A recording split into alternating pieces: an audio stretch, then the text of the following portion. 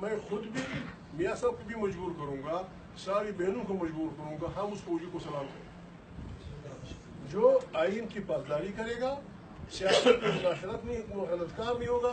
مجھے ہمارا بھائی ہے, ہمارے لیے جان دینے والا ہے. ویلکم سر, زندہ باد, سلوٹ. اور جو جج اپنے حدود میں رہے, جج صاحب آپ ہمارے آئین کے انٹرپریٹر ہیں, جج انٹرپریٹ کرتا ہے, آئین بنا ہے. خدا کو گواہ حاضر و ناظر جا کے جسٹس صاحب دیکھ لیجئے, اگر مداخلت ہم کر رہے ہیں سیاسی لوگ, ہمیں بتا دیا جائے, ہمیں کورٹ کے سامنے پھر, اور اگر کوئی اور کر رہا ہے ہمارے ساتھ ہاتھ روک لو. اگر کوئی اور نہیں روک رہا پھر ہماری ذمہ داری بنے, نہ کسی کو گالی دینی ہے, نہ کسی کو برا بلا کہنا ہے. ایک بات اور معافی چاہتا ہوں, یہ اتنا پکا قانون ہے کہ عوام کی طاقت کے بغیر کوئی بھی پیغمبر بھی آگے نہیں بڑھ سکتا.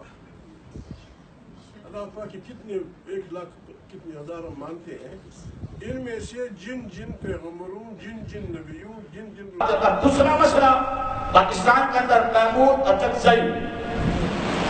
اچکزئی جو اتنی بکواس کر رہا ہے بیٹھا ہوا کہ انبیاء علیہ السلام بھی عوام کے ساتھ, عوام کے محتاج ہوتے ہیں, عوام کے بغیر چل ہی نہیں سکتے. معاذ اللہ, عوام کے بغیر نبی چل ہی نہیں سکتا. معاذ اللہ, نقل کف نباشت, ان کی زبانوں کو کوئی لگام ڈالنے والا ہے؟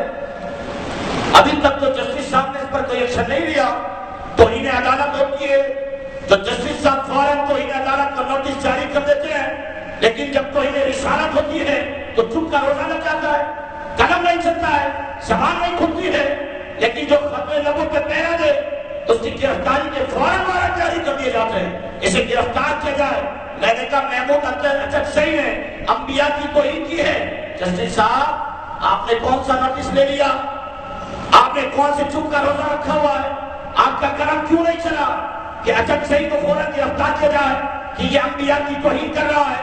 میں نے کہا تم سے توہین عدالت برداشت نہیں ہوتی تو ہم غلامان مصطفیٰ سے توہین رسالت برداشت نہیں ہوتی ہے.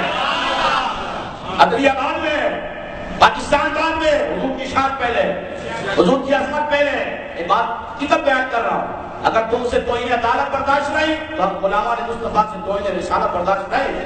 ہم تو انتظار میں بیٹھے ہیں. فائدہ عیسیٰ جسٹس جو ہے, ہم گزارش کریں گے آپ اس پر نوٹس کب لے رہے ہیں, کب نوٹس لیں گے؟ اچکزئی کو کب عدالت میں طلب کیا جائے گا؟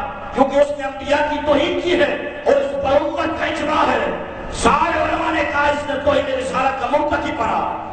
اگر عدالت اس پر ایکشن نہیں لے گی تو پھر کوئی اور ممتاز قاضی پیدا ہو جائے گا, پھر اور کوئی ممتاز قاضی پیدا ہوگا. آپ یہی چاہتے ہیں 295C کا قانون جو بنا ہے اس پر کب عمل درآمد ہوگا, کب اس پر عمل کیا جائے گا؟ کہ اسی طریقے سے بھیڑیے چمار بھنگی بھونکتے رہیں گے اور ہم سنتے رہیں گے؟ نہ, ہم نے کلمہ مصطفیٰ کا پڑھا ہے.